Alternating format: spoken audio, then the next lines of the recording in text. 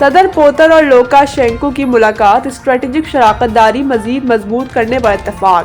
روس کے صدر ولادیمیر پوتن اور بیلاروس کے صدر الیگزینڈر لوکاشینکو کے درمیان سینٹ پیٹرز برگ میں اہم ملاقات ہوئی، جس میں دو طرفہ تعلقات، یوریشین اقتصادی یونین کے امور اور علاقائی انضمام پر تفصیلی تبادلہ خیال کیا گیا۔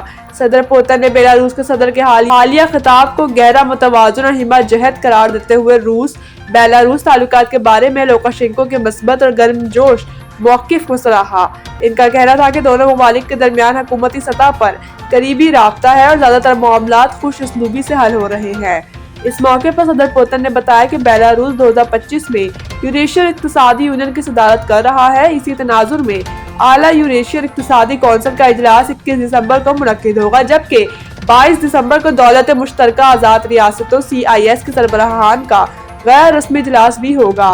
بیلاروس کے صدر الیگزینڈر لوکاشینکو نے کہا کہ دونوں ممالک کے درمیان دفاعی، فوجی، عسکری، تکنیکی اور معاشی شعبوں میں تعاون مؤثر انداز میں جاری ہے اور عملی نوعیت کے مسائل نہ ہونے کے برابر ہیں۔ ان کے مطابق اگر کوئی معاملہ حل طلب ہو تو حکومتیں اسے اعلیٰ سطح پر لے آتی ہیں۔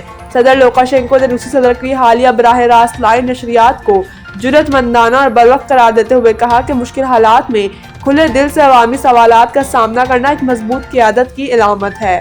انہوں نے مزید کہا کہ روس اور بیلاروس پوسٹ سوویت خطے میں انضمامی عمل کے لیے ایک مثال بن چکے ہیں، جسے کسی پر مسلط نہیں کیا جا رہا بلکہ شراکت داری کی بنیاد پر آگے بڑھایا جا رہا ہے۔